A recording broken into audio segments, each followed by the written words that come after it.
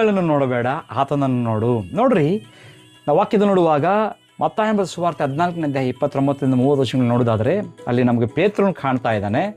ಆತನಲ್ಲಿ ನೋಡುವಾಗ ಆ ದೋಣಿಯಿಂದ ಇಳಿದು ಯೇಸುವಿನ ಬಳಿಗೆ ಹೋಗೋಣವೆಂದು ನೀರಿನ ಮೇಲೆ ನಡೆದನು. ಅಲ್ಲಿವರೆಗೂ ಚೆನ್ನಾಗಿದೆ. ಅದಾದಮೇಲೆ ಆದರೆ ಗಾಳಿಯನ್ನು ನೋಡಿ ಭಯಪಟ್ಟು ಎಂಬುದಾಗಿ ವಾಕ್ಯ ಹೇಳ್ತಾ ಇದೆ.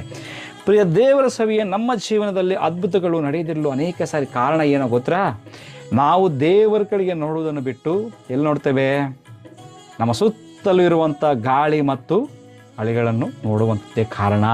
ನೋಡ್ರಿ, ಪೇತ್ರನು ದೇವರ ಮಾತನ್ನು ನಂಬಿ ದೋಣಿಯಿಂದ ಇಳಿದು ನೀರಿನ ಮೇಲೆ ನಡೆದನು. ಸಾಮಾನ್ಯ ವ್ಯಕ್ತಿ ಯಾರೂ ಸಹ, ಸಾಮಾನ್ಯ ಮಾನವರು ಯಾರೂ ಮಾಡಲಾಗದ ಒಂದು ಅದ್ಭುತ ಕಾರ್ಯವನ್ನು, ಅದ್ಭುತ ಕ್ರಿಯೆಯನ್ನು ಆತನು ಮಾಡಿದ್ದಾನೆ. ಆದರೆ ಯಾವಾಗ ಆತನ ದೃಷ್ಟಿ ಯೇಸು ಕ್ರಿಸ್ತನಿಂದ ಮೇಲಿನಿಂದ ತಪ್ಪಿ ಸುತ್ತಲೂ ಬೀಸುತ್ತಿದ್ದ ಬಿರುಗಾಳಿ ಮೇಲೆ ಬಿತ್ತೋ ತಕ್ಷಣವೇ ಅವನು ಮುಳುಗಲು ಪ್ರಾರಂಭಿಸಿದಾನೆಂಬುದಾಗಿ ದೇವರ ವಾಕ್ಯದಲ್ಲಿ ನೋಡ್ತಾ ಇದ್ದೇವೆ.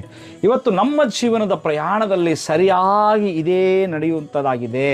ನಾವು ಗಮನಿಸುವುದಾದರೆ, ನಾವು ನೋಡುತ್ತಿರುವಂಥ ಸಾಲದ ಹೊರೆ ಆಗಿರಬಹುದು, ನಮ್ಮ ಆರೋಗ್ಯದ ಬಗ್ಗೆ ಡಾಕ್ಟರ್ ಅವರು ನೀಡಿರುವಂಥ ವರದಿ ಆಗಿರಬಹುದು, ಅಥವಾ ನಮ್ಮ ಭವಿಷ್ಯದ ಬಗ್ಗೆ ಸಮಾಜ ಎದುರಿಸ್ತಿರುವಂಥ ಮಾತುಗಳಾಗಿರ್ಬೋದು. ಈ ರೀತಿಯಲ್ಲಿ ಅನೇಕ ವಿಷಯಗಳು ಎಲ್ಲವೂ ಸಹ ನಮ್ಮನ್ನು ಒಂದು ರೀತಿಯಾಗಿ ಮುಳುಗಿಸುವಂಥ ಅಲೆಗಳಾಗಿ ನಮಗೆ ಕಾಣ್ತಾ ಇದ್ದಾವೆ. ಪ್ರಿಯರೇ, ನಾವು ಎದುರಿಸ್ತಿರುವ ಸಮಸ್ಯೆಗಿಂತ ಆ ಸಮಸ್ಯೆಯನ್ನು ನೋಡಿ ನಾವು ಪಡುವ ಭಯವೇ ನಮ್ಮನ್ನು ಹೆಚ್ಚಾಗಿ ಮುಳುಗಿಸುವಂಥದ್ದಾಗಿದೆ. ಈ ಸತ್ಯವನ್ನು ನಾವು ಗ್ರಹಿಸ್ಕೋಬೇಕು. ನೋಡ್ರಿ, ಇಂದು ನಮ್ಮ ದೃಷ್ಟಿ ಯಾವ ಕಡೆಗೆ ಇದೆ? ಇವತ್ತು ದೇವರು ನಮಗೆ ಪ್ರಶ್ನೆ ಕೇಳ್ತಾ ಇದ್ದಾನೆ. ನಮ್ಮ ಸಮಸ್ಯೆಗಳ ತೀವ್ರತೆ ಕಡೆಗೋ ಅಥವಾ ಆ ಸಮಸ್ಯೆಗಳನ್ನು ತನ್ನ ಕಾಲ ಕೆಳಗೆ ತುಳಿದಿರುವಂಥ ನಮ್ಮ ದೇವರ ಸರ್ವ ಅಧಿಕಾರದ ಕಡೆಗೋ ಎಂಬ ಪ್ರಶ್ನೆ ಇವತ್ತು ಪರಿಶುದ್ಧಾತ್ಮ ದೇವರು ನಮ್ಮ ಮುಂದೆ ಇಡ್ತಾ ಇದ್ದಾನೆ. ಒಂದು ವೇಳೆ ನಾವು ನಮ್ಮ ದೃಷ್ಟಿಯನ್ನು ಬದಲಾಯಿಸಿದರೆ ನಮ್ಮ ಪರಿಸ್ಥಿತಿ ಬದಲಾಗಲು ಆರಂಭವಂತುವುದಾಗಿದೆ. ಪ್ರಿಯರೇ, ಈ ಸತ್ಯವನ್ನು ಗ್ರಹಿಸ್ಕೋಬೇಕೆಂಬುದಾಗಿ ಕೇಳಲಿಕ್ಕೆ ಇಷ್ಟಪಡ್ತೇನೆ.